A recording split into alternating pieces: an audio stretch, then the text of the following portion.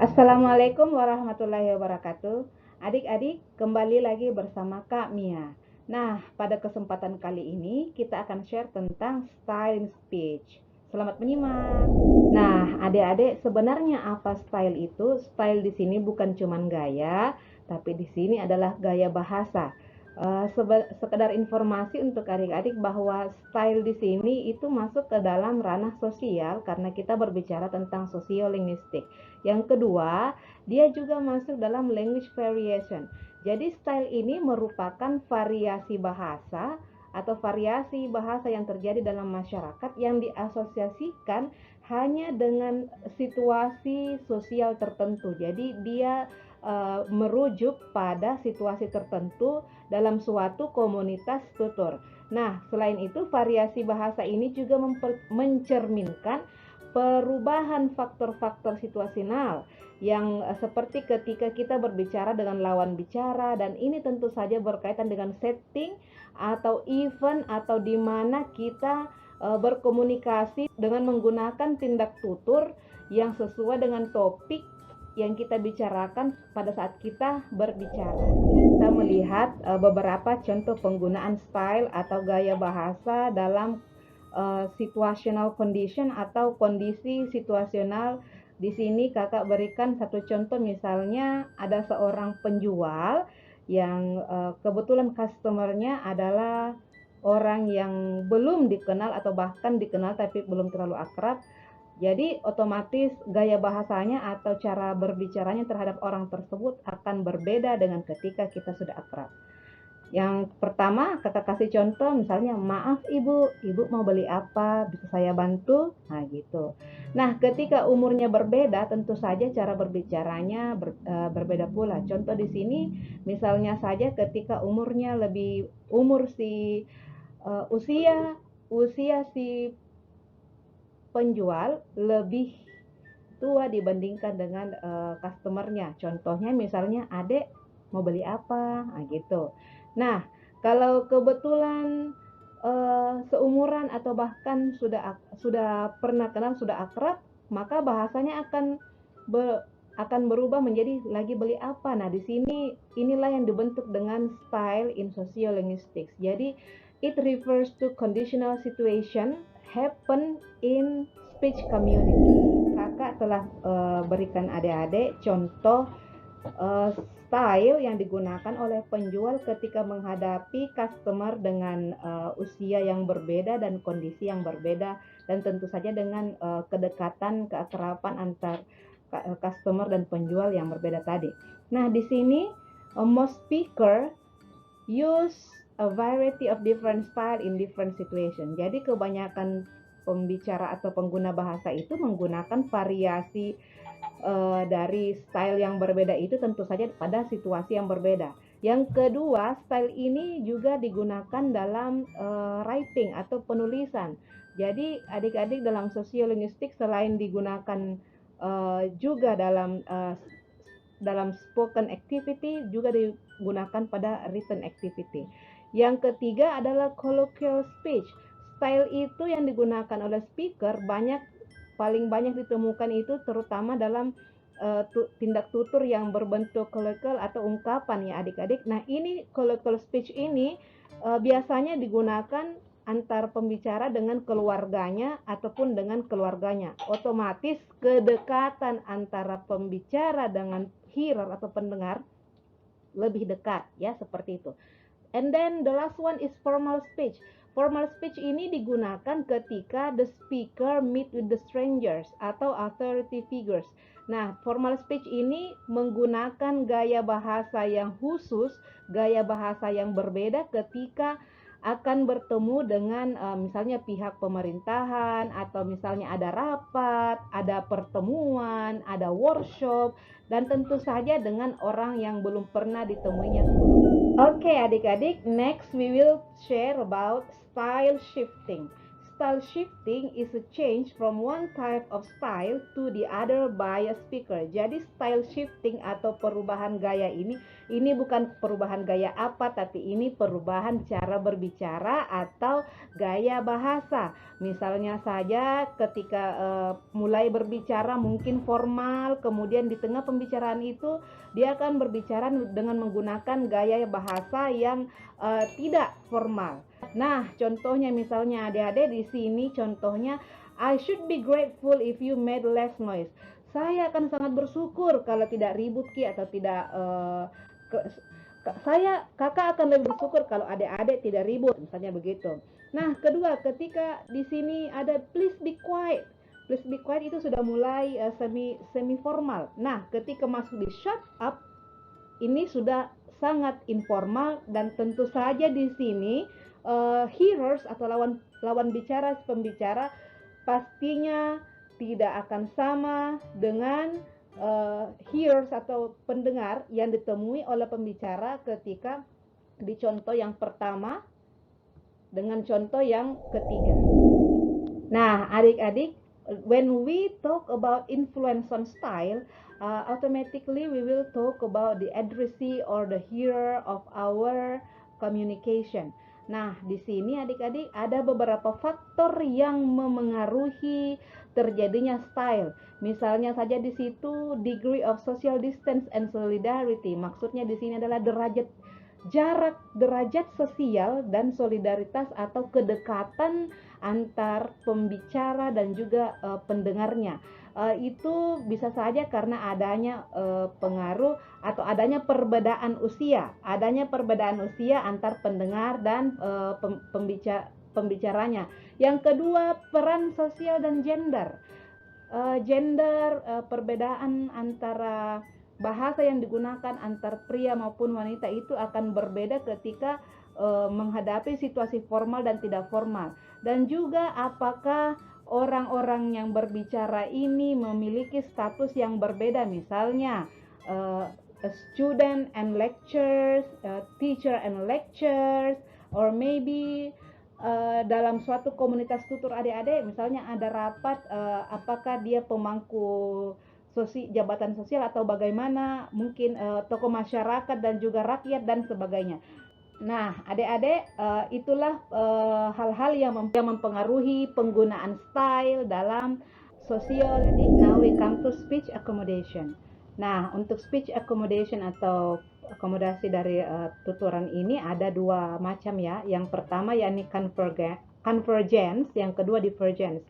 Jadi kita akan bahas convergence and divergence ini pada slide selanjutnya. But before that, we have to know that variasi dalam speech style itu ada beberapa fungsinya. Yang pertama adalah untuk menunjukkan atau untuk menampakkan status sosial dari pembicara. Yang kedua, perhatian kita atau fokus kita kepada speech atau tuturan si pembicara. Nah, yang ketiga adalah speaker perception of their listener. Jadi bagaimana persepsi atau pandangan si pembicara itu kepada listenernya. Jadi fungsi dari variasi dalam speech style itu ada tiga.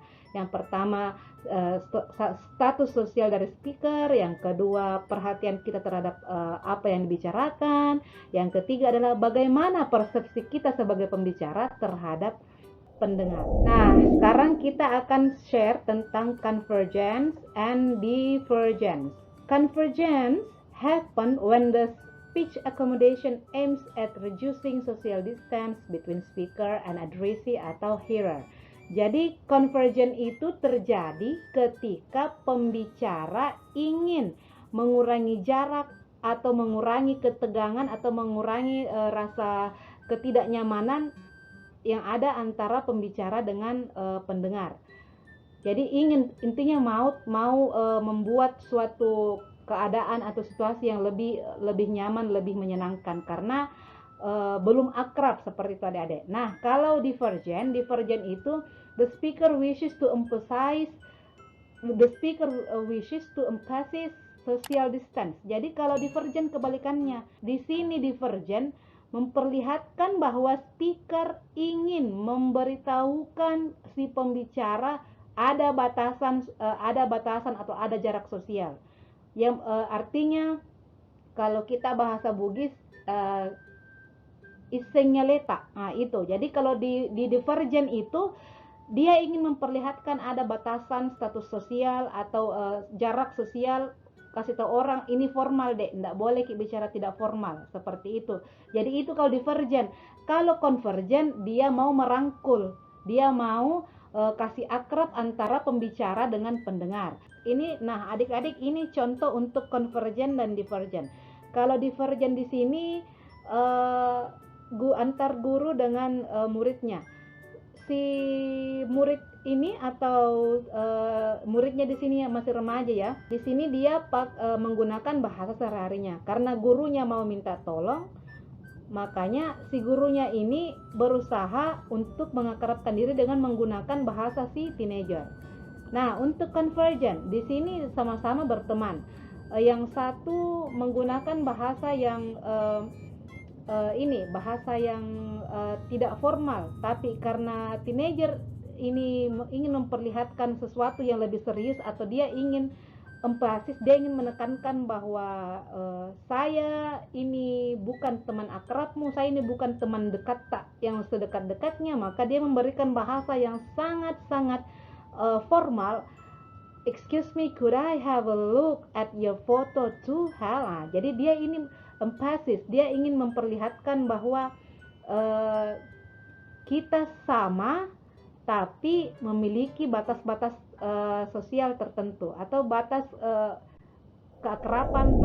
Nah, adik-adik, sekarang kita masuk ke istilah tabu. Tabu atau dalam bahasa Indonesia biasa kita sebut pantangan, atau kita di sini mungkin bisa kita sebut pamali ya, baik itu di Sulawesi Selatan atau di Jawa, itu biasa dikenal dengan sebutan pamali. Ya, biasanya ini offensive, shocking, blasphemous, or indecent by certain people and are not supposed to be used as taboo words. Example, swear words. Maksudnya swear words itu misalnya menyumpai orang, kata-kata yang menyumpai.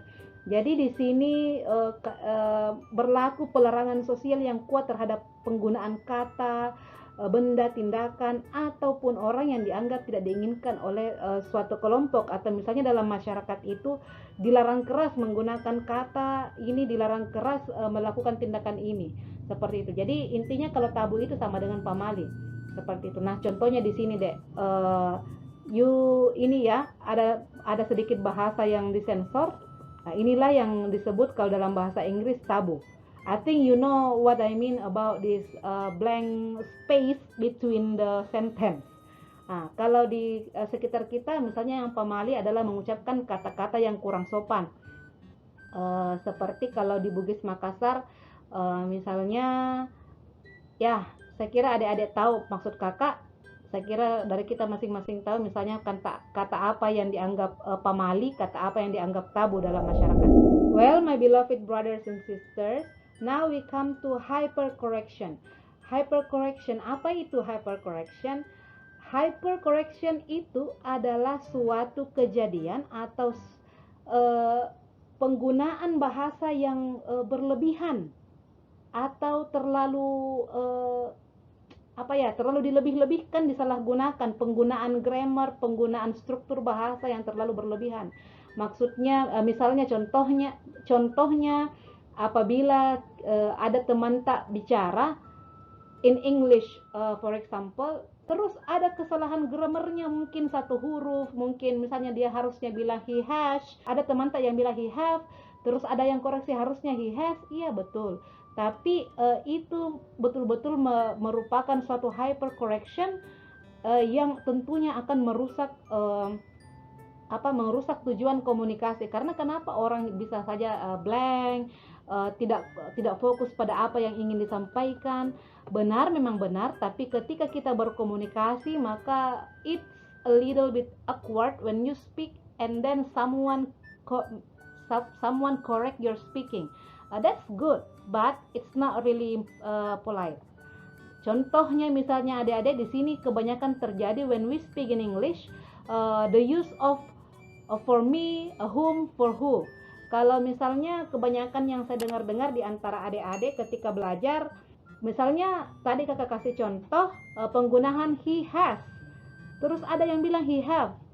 Nah, benar, tapi in my point of view we should correct them after the event ended, seperti itu. Nah, contohnya adik-adik di sini adalah in understanding language use in the classroom in 2014 mentioned by Susan Behrens points out that a hypercorrection such as whom is it. Katanya kalau menurut Susan Behrens, whom is it itu salah. Tapi sebenarnya tujuannya komunikasi benar, bahwa sama artinya siapa dia, siapa itu, siapa yang ada di belakang pintu, di depan pintu gitu. Who is it? Gitu. Who is it? Whom is it? Jadi that's what we call hypercorrection, pengkoreksian terhadap penggunaan struktur bahasa yang berlebihan. Akhirnya tujuan dari komunikasi itu kadang tidak sampai atau kadang kurang dipahami. Nah, adik-adik, I think that's all our video for today, talking about starting speech. I hope you understand what I've explained. If you find any unclear explanation, please give a comment below. Mungkin adik-adik masih ada yang mau dipertanyakan, silahkan kontak kakak via Facebook atau via berikan komen di bawah. I'm waiting for that. I'll see you next time in the next video. Assalamualaikum warahmatullahi wabarakatuh.